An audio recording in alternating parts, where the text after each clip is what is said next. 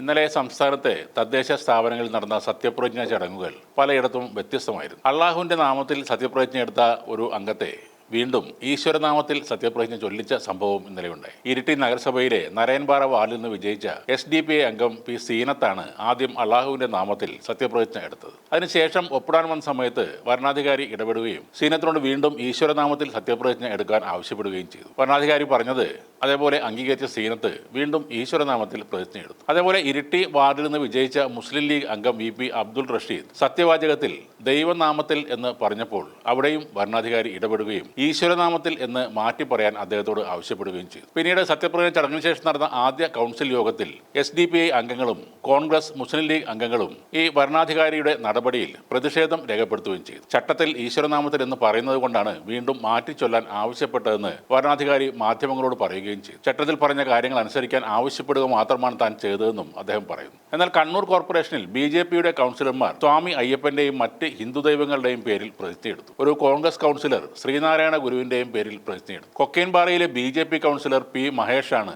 സ്വാമി അയ്യപ്പന്റെ പേരിൽ സത്യപ്രതിജ്ഞ ചൊല്ലിയത്. തുളിശ്ശേരിയിലെ AK മജേഷ് ശ്രീരാമചന്ദ്രന്റെ പേരിലാണ് സത്യപ്രതിജ്ഞ ചെയ്തത്. തളാപ്പ് ഡിവിഷനിൽ നിന്നുള്ള അർച്ചന വണ്ടിച്ചാൽ തളാപ്പ് സുന്ദരേശ്വര നാമത്തിലായിരുന്നു പ്രതിജ്ഞയെടുത്തത്. തളാപ്പിൽ ശ്രീനാരായണ ഗുരു സ്ഥാപിച്ച ക്ഷേത്രം ഉൾപ്പെടുന്ന ഡിവിഷനിലാണ് അർച്ചന വിജയിച്ചത്. പള്ളിക്കുന്ന് ഡിവിഷനിലെ ദീപ്തി വിനോദ് പള്ളിക്കുന്ന് മൂകാംബിക ദേവിയുടെ പേരിലാണ് പ്രതിജ്ഞയെടുത്തത്. പള്ളിക്കുന്ന് മൂകാംബിക ക്ഷേത്രം ഈ ഡിവിഷനിലാണ് പെടുന്നത്. താടിക്കാവ് ഡിവിഷനിൽ ജയിച്ച അജിത് പാറക്കണ്ടിയാണ് ശ്രീനാരായണ ഗുരുവിന്റെ പേരിൽ പ്രതിജ്ഞയെടുത്തത്. മുസ്ലിം ലീഗ് SDPI കൗൺസിലർമാരെല്ലാം അള്ളാഹുവിന്റെ പേരിൽ തന്നെ പ്രതിജ്ഞയെടുത്തു. കോട്ടയം നഗരസഭയിൽ 35-ാം വാർഡിൽ നിന്നുള്ള BJP കൗൺസിലർ K ശങ്കരൻ സംസ്കൃതത്തിൽ സത്യപ്രതിജ്ഞ നടത്തി ശ്രദ്ധ നേടി. ഇത്തവണ ഇലക്ഷനിൽ പോസ്റ്ററുകളും മറ്റ് പ്രചാരണങ്ങളും ഇല്ലാതെയാണ് ശങ്കരൻ മത്സരിക്കാനിറങ്ങിയത്. ഇത് 3-ാം തവണയാണ് ശങ്കരൻ കൗൺസിലിലേക്ക് എത്തുന്നത്. അതേപോലെ വലത് കൈയിൽ ഭരണഘടന ഉയർത്തിപ്പിടിച്ച് കോൺഗ്രസ് കൗൺസിലർ അഡ്വക്കേറ്റ് ടോം കോര സത്യപ്രതിജ്ഞ ചൊല്ലി വ്യത്യസ്തനായി. കോട്ടയം ഐമനം പഞ്ചായത്തിൽ അധികാരത്തിനെത്തുന്ന കണ്ണാടി ദേവകി അന്തർജനവും സംസ്കൃതത്തിൽ തന്നെയാണ് സത്യപ്രതിജ്ഞ ചെയ്തത്. തിരുവനന്തപുരത്ത് കടകംപള്ളി വാർഡിൽ വിജയിച്ച BJP സ്ഥാനാർത്ഥി ജയ രാജീവ്